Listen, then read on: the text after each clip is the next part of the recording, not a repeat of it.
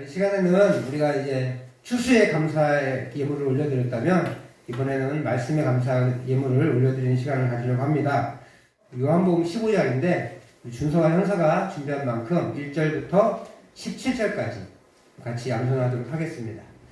시작! 요한복음 15장. 너는 처음 포도나무여 내 아버지는 농부라. 물은 내게 붙어있어 열매를 맺지 아니하는 가지는 아버지께서 그것을 제거해 버리시고 무릇 열매를 맺는 가지는 더 열매를 맺게 하여 그것을 깨끗하게 하시느니라. 너희는 내가 일러준 말로 이미 깨끗하여졌으니 내 안에 거하라. 나도 너희 안에 거하리라. 사람이 내 안에 가지가 포도나무에 붙어있지 아니하면 열매를 얻니 스스로 열매를 맺을 수 없음 같이 너희도 내 안에 있지 않으면 그러하리라. 나는 포도나무여 너희는 가지라. 그가 내 안에 내가 그 안에 거하면 사람이 열매를 많이 맺나니 나를 떠나서는 너희가 아무것도 할 수 없음이라. 사람이 내 안에 거하지 아니하면 가지처럼 밖에 버려져 마르나니 사람들이 그것을 모아다가 불에 던져 사느니라. 너희가 내 안에 거하고 내 말이 너희 안에 거하면 무엇이든지 원하는 대로 구하라. 그리하면 이루리라. 너희가 열매를 많이 맺으면 아버지께서 영광을 받으실 것이요 너희는 내 제자가 되리라. 아버지께서 나를 사랑하신 것 같이 나도 너희를 사랑하였으니 나의 사랑 안에 거하라. 내가 아버지의 계명을 지켜 그의 사랑 안에 거하는 것 같이 너희도 나의 계명을 지키면 내 사랑 안에 거하리라. 내 계명은 곧 내가 너희를 사랑한 것 같이 너희도 서로 사랑하라 하는 이것이니라. 11절 내가 이것을 너희에게 이름은 너희 기쁨이 너희 안에 있어 너희 기쁨을 충만하게 하려 함이라.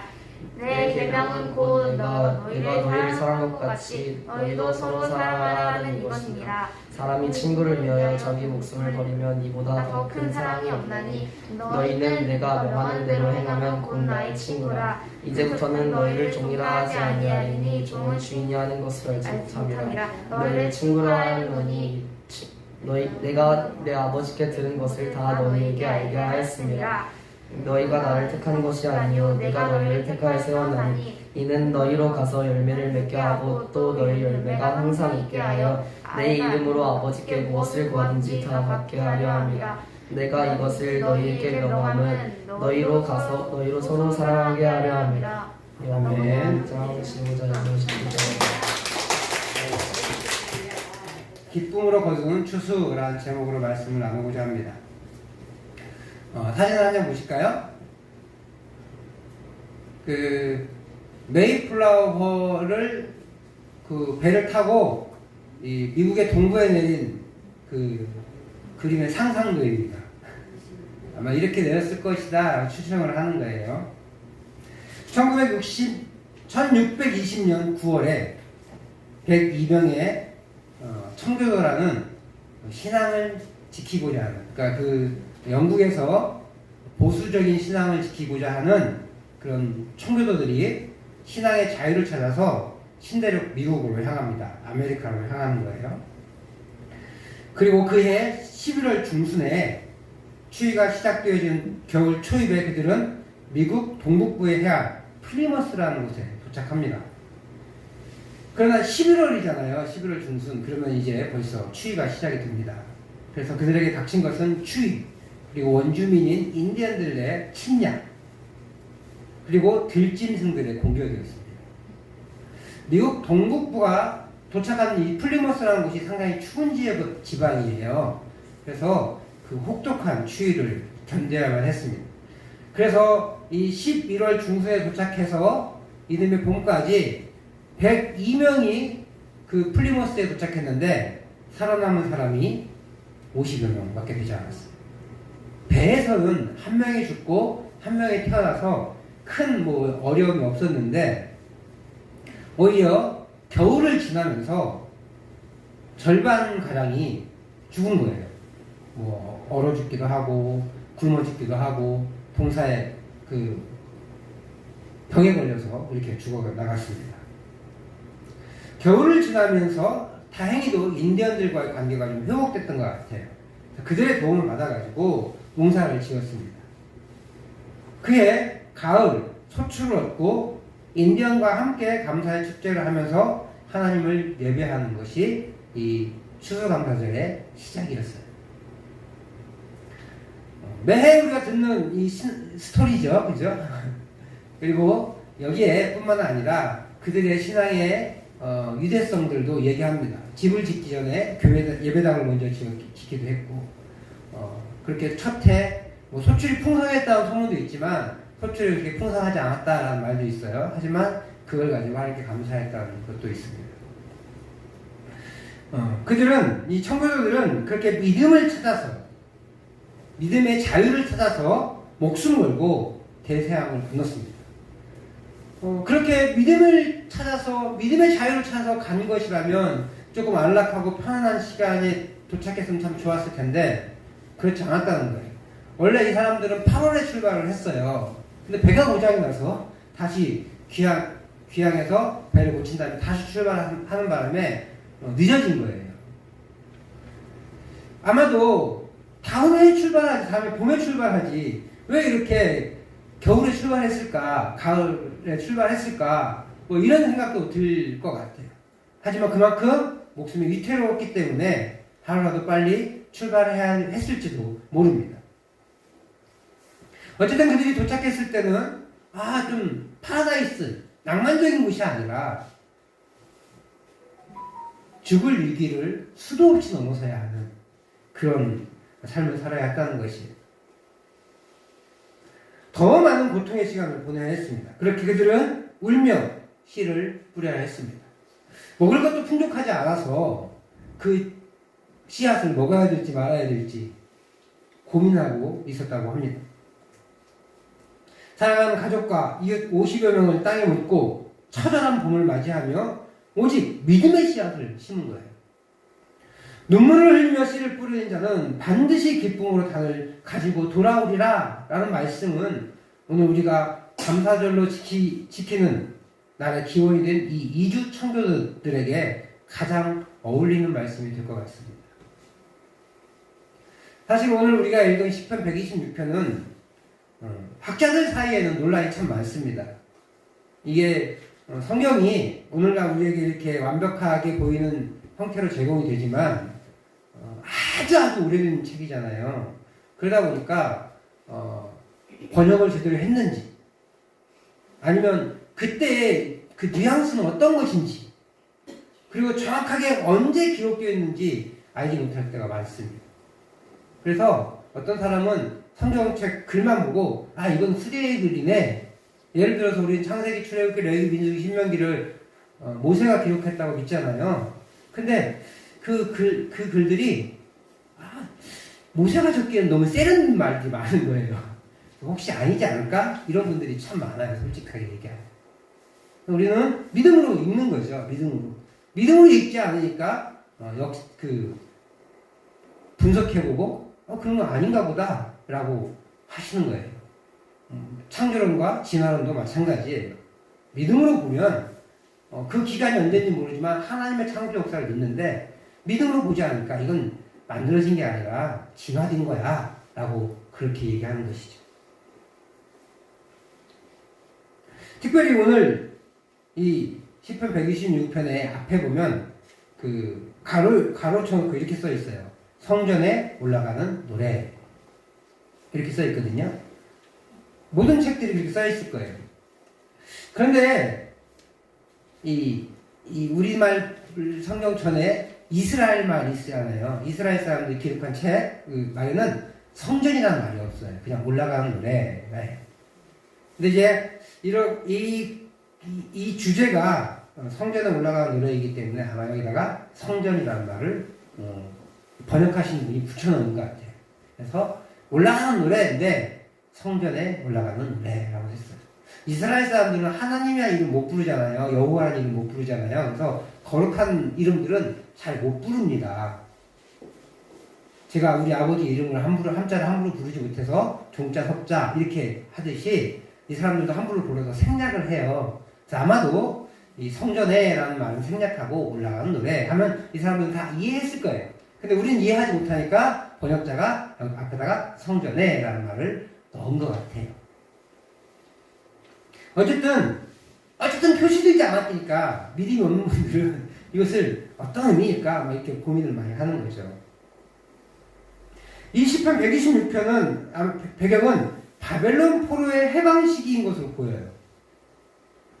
이때 이스라엘 백성은 꿈꾸는 것 같은 해방을 누렸습니다. 과거형으로 기록된 것으로 보아서 이미 이루어진 일을 기록하며 기억을 되살리고 있는 것으로 보여요. 시편 126편 1절과 2절 말씀 우리가 한번 읽어보겠습니다. 시작. 여호와께서 시온의 포로를 돌려보내실 때에 우리는 꿈꾸는 것 같았도다. 그때 우리 입에는 웃음이 가득하고 우리 혀에는 찬양이 찼었도다. 그때 문 나라 가운데서 말하기를 여호와께서 그들을 위하여 큰 일을 행하셨다 하였도다. 아멘.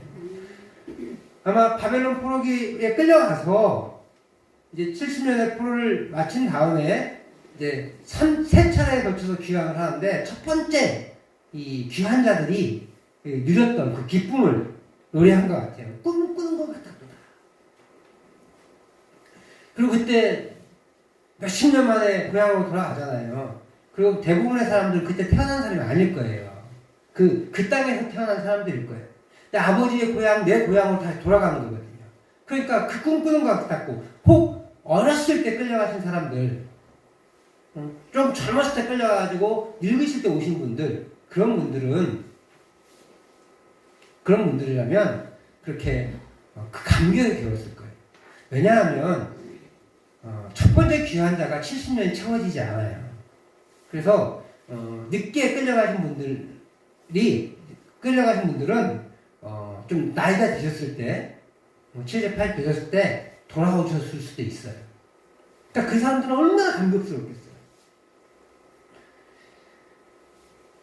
그래서 그 감격과 귀하의 벅찬 감동이 어우러서 힘찬 웃음소리와 노랫소리가 절정을 이뤘고 그것은 하나님에게서 나타난 놀라운 기적이었어요. 그래서 더욱 기쁨이 넘치는 거예요. 그래서 우리 혀에는 찬양이 찼었도다 라고 이렇게 그 감격스러운 것을 노래합니다. 그런데 4절은 갑자기 기도해요.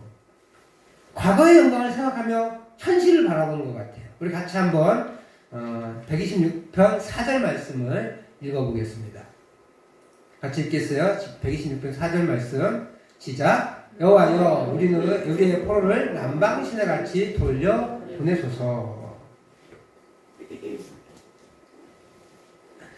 새로운 회복을 간구합니다. 과거의 엄청난 기쁨을 다시 한번 회복시켜 주십시오. 그 긍휼하심을 다시 한번 베풀어 주십시오 라고 기도하고 있는 거예요. 남방시내라는 것은요, 이스라엘의 남쪽에 넓은 평야가 있는데 거기에 시냇가가 있어요. 강이 있어요. 강.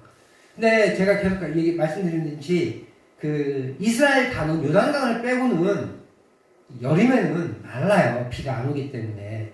근데 겨울에는 비가 오거든요. 근데 겨울이 우리나라처럼 추운 게 아니라 우리나라 봄 날씨, 한 3월달 정도 날씨 정도 돼요. 따뜻할 땐 따뜻하고 좀 추울 때는 춥고 뭐 꽃샘추위 올 때가 춥고 그런 시기거든요. 근데 그런 상태에서 비가 많이 와요. 그럴 때는 이제 그 개천에 물이 흐르는 거예요. 그걸 이제 와디 혹은 건천이라고 하는데 그 마른 천에 다시 한번 물이 흐르게 해주십시오 라고 기도하는 거예요. 건기에는 이 여름의 건기에는 그쪽에 이제 낙타나 뭐 그 장사를 하는 대상들이라고 하는데 그 사람들이 그 길로도 이용합니다. 이 4절의 기도는 지금의 현실을 얘기해 주는 건데 포로의 삶을 살고 있는 것과 마찬가지라는 거예요. 메마른 땅과 같은 힘든 삶을 살고 있는 거죠. 왜 그렇겠어요? 이스라엘 사람들이 처음에 다시 돌아와서는 성전도 없었고 또 성벽도 없었어요. 그래서 그들은 급하게 그 제단을 만듭니다. 돌아오자마자. 제단만 만들면 그래도 제사는 드릴 수 있지만 그래도 좀 뭔가 하나님의 거하는 곳이 아닌 것 같잖아요. 그래서 다음에 성전을 건축하기 위해서 준비를 합니다. 근데 산발라트 시절 아닌가 방해를 하는 거예요. 주변 사람들이. 근데 그것이 장차 몇 년 머무르겠냐? 20년간. 20년간 못하게 돼요. 538년에 귀환해서 다시 518년에 다시 건축을 시작해요. 그리고 BC 515년에 성전이 건축되는 거예요. 그래서 70년 11개월 만에 무너졌던 예루살렘 성전이 다시 회복돼요. 70년이라는 기간은 어느 누구도 모르는데 언제가 정확하게 언제부터 언제인지 사실 잘 몰라요. 그런데 저는 부족한 사람이긴 하지만 믿음의 눈으로 봤을 때 이 70년 11개월 성전이 회파되고 성전이 다시 회복되어지는 그 시간이 이 바벨론의 포로기 같아요. 그러니까 이스라엘 사람들이 귀환해서 20년간의 삶을 살아가면서 정확하게 23년을 살아가면서 그 살아가는 삶에는 포로기나 다름없었던 거예요. 그리고 그들을 보호할 성벽도 없었기 때문에 언제 적군이 쳐들어오고 언제 들짐승들이 공격해올지 알 수 없는 그런 초조한 시절을 보낸 거예요. 오늘 아까 기도 제목 중에 감사 제목 중에 돼지떼의 습격 사실 얘기하셨잖아요. 옥수수가 다 날아갔는데 그럼에도 불구하고 건강 지켜줘서 감사하다. 근데 그건 사실 돼지떼는 요즘은 그래도 우리를 공격하지는 않잖아요. 집을 쳐들어오지 않잖아요. 근데 이스라엘은 그렇게 좋은 집들이 아니었기 때문에 얼마든지 공격당할 수 있는 위험이 있었다는 거예요. 그들의 삶은 그렇게 포로 생활이나 다름없고 그렇게 광야 생활이나 다름없는 삶을 살고 있는 거예요. 그래서 과거를 회상하면서 하나님 우리가 그 기쁨의 삶, 기쁨의 시간을 돌아왔던 것처럼 그 포로의 삶을 끊어주시고 다시 한번 광명의 시간을 보내게 하여 주시옵소서 라고 기도하는 겁니다. 이 마른 땅에 물이 흐르면 주변에 생명이 생겨납니다. 풀이 돋아나고 양떼에게 물을 먹을 것을 물을 공급해 줄 수 있는 그런 물이 생겨납니다. 그래서 생명의 자리가 되는 거예요. 비로 인해 물이 흘러넘쳐 메마른 땅이 회복되는 거예요. 삶이 생겨나는 것을 바라는 이 시인의 기도가 갑작스럽게 시작되고 있는 거예요. 그것이 사절이에요. 여호와여 우리의 포로를 남방 시내들 같이 돌려보내소서. 남방의 그 시내는 마르기도 하지만 다시 비가 와서 은혜의 자리에 흐르는 것처럼 그렇게 우리의 삶도 그렇게 회복시켜 주시옵소서. 그래서 오늘 우리가 읽은 5절과 6절에서는 눈물로 씨를 뿌리고 울며 씨를 뿌리는 농부의 모습이 나오는 겁니다. 시대의 암담한 현실을 보면서 그들은 씨를 뿌립니다. 놀라운 것은 그렇게 암담한 시절에도 불구하고 그들은 씨를 뿌리고 있다는 것입니다. 포기하고 싶잖아요. 너무 힘들면. 관두고 싶잖아요. 우리의 신앙을 포기하고 싶을 때가 한두 번이었습니까? 도대체 믿음의 씨앗을 뿌리고 있는 열정이 다시 일어나지 않는 것이 한두 번이 아니었을 겁니다. 하나님 나를 사랑하지 않나? 하나님 우리 가정을 사랑하지 않나? 내가 뭘 그렇게 잘못했나? 라고 하면서 믿음을 버리고 싶고 포기하고 싶고 기도를 놓아버리고 싶은 때가 한두 번이 아니었을 겁니다.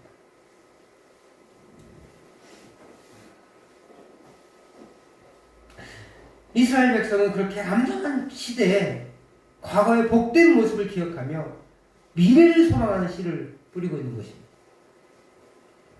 사랑하는 성도 여러분, 올 한 해도 참 수고 많으셨습니다. 도시 사람들이야 1년은 똑같아요. 그죠? 연말에 조금 바쁘고 그 사람들 연말에 조금 바빠요. 1년은 똑같지만 우리는 농사철에 많이 고생을 합니다. 요즘은 농사철 아닐 때도 많이 고생들 하시더라고요. 일들이 워낙 많아서 농사철 아닐 때도 많이 힘드시긴 하시지만 농사를 짓는 분이라면 3월부터 11월까지가 굉장히 고생스러운 건 사실이에요. 이렇게 한 해의 추수를 마무리하고 주님이 베풀어 주심에 감사하는 시간을 우리가 갖고 있는데요. 우리가 지난 봄에 심한 가뭄으로 다들 고생도 하셨고 소출이 많이 줄어들긴 했습니다. 그 가뭄과 여름의 무더위와 태풍을 지나 기쁨의 시간을 갖게 되었습니다. 자신들의 신앙에 자유를 얻고자 목숨을 건 항해를 한 청교도들은 도착해서 폭풍과 같은 겨울을 만나게 됩니다. 그럼에도 신앙을 포기하지 않고 믿음의 씨앗을 뿌렸습니다. 봄이 되었을 때는 절반이 넘는 사람들이 죽은 상황이었지만 포기하지 않았습니다. 결국 하나를 보내며 인디언들과는 친분이 쌓이게 되었고 소출도 풍성하여서 모든 것이 주의 은혜임을 고백하게 됩니다. 우리 인생에 우리 마음대로 되지 않는 때가 참 많습니다. 그럼에도 믿음의 씨앗을 심을 때, 눈물을 흘리며 울며 씨를 뿌릴 때 기쁨으로 거두고 곡식단을 가지고 돌아오게 될 줄 믿습니다. 모든 것이 하나님의 은혜입니다. 그 하나님의 은혜이 모든 것이 하나님의 은혜임을 고백하며 감사하는 이번 추수감사절이 되기를 소망합니다. 어떻게 보면 정말 감사할 수도 있고 어떻게 보면 좀 덜 감사할 수 있고 또 어떤 분들에게는 너무 혹독한 추수감사절일 수도 있어요. 오히려 더 지난 작년보다 안 좋아졌을 수도 있고 상황이 더 어려워져서 미래가 걱정되기도 할 수도 있겠고 그런데 지금 이 시간 나에게 놔둔 것이 하나님의 은혜입니다 라고 고백한다면 또 하나님께서 늘 새로운 한 해를 허락하시고 또 새로운 한 해의 희망을 가지고 이것을 가지고 하나님께서 또한 역사하실 그 역사를 기대하며 나갈 수 있는 저와 여러분들 되기를 축복합니다. 오늘 드린 이 예배를 통해 그리고 지난 한 해 동안 베풀어 주신 감사의 제목을 통해 다음 한 해 동안 베풀어 주신 은혜를 기대하며 이 추수감사 주일을 보낼 수 있기를 주의 이름으로 축복합니다. 우리 같이